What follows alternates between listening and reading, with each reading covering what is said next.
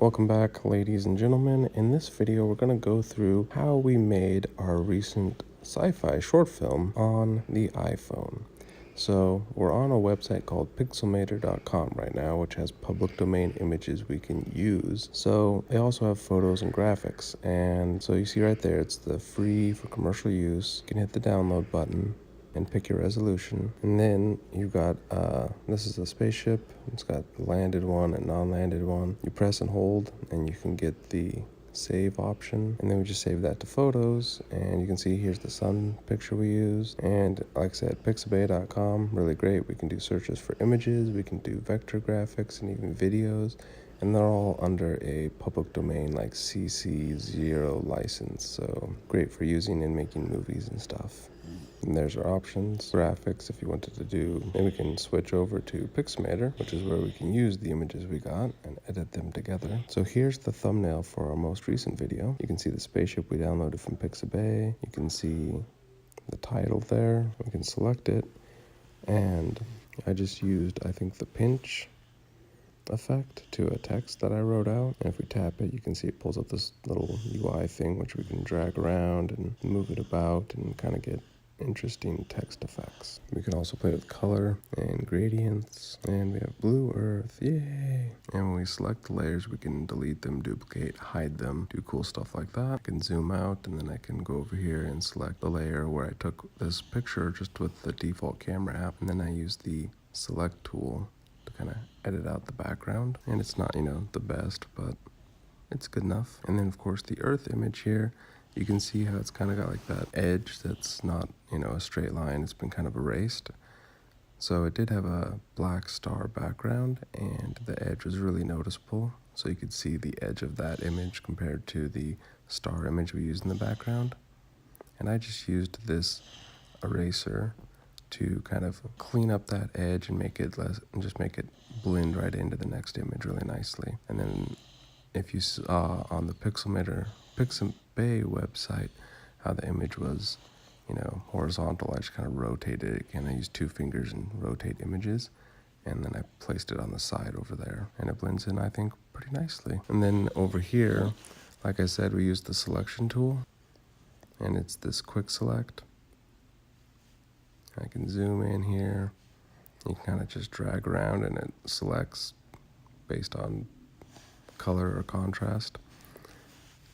And then I can, add or subtract or refine. And you can see here, I can just drag this around and refine kind of how sharp I want that edge to be. Then I just erased the background, which was basically blue sky. So I try to use like a generic background that's hopefully, brighter than the subject I want to remove.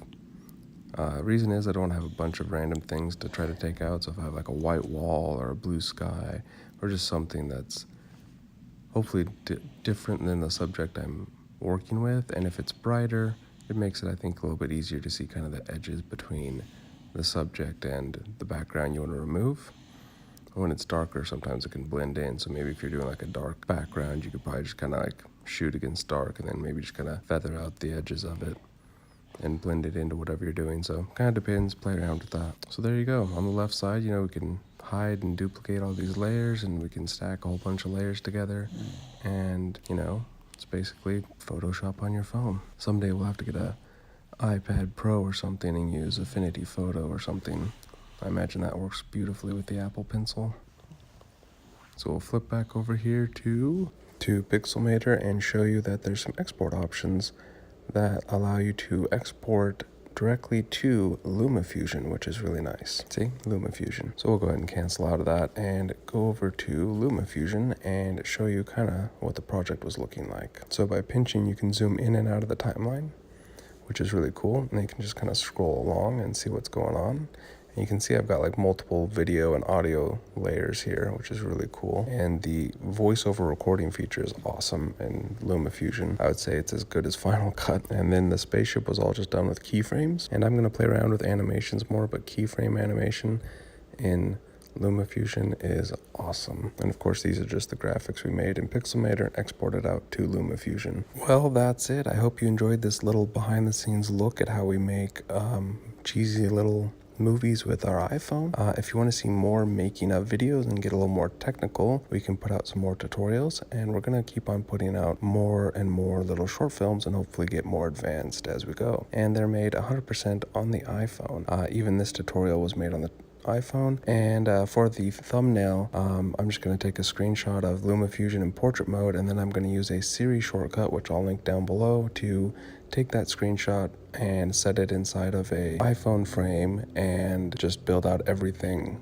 on the phone. So everything's shot, edited, created, uploaded, and just everything on the iPhone. So I want to put out more tutorials on how we do all this. And yeah, if you like that kind of stuff, subscribe and keep on watching as we put out hopefully better and better stuff. And if you create cool sci-fi films or non-sci-fi or just cool stuff with your iPhone, leave a comment down below and send us a link, period. Thanks. Bye.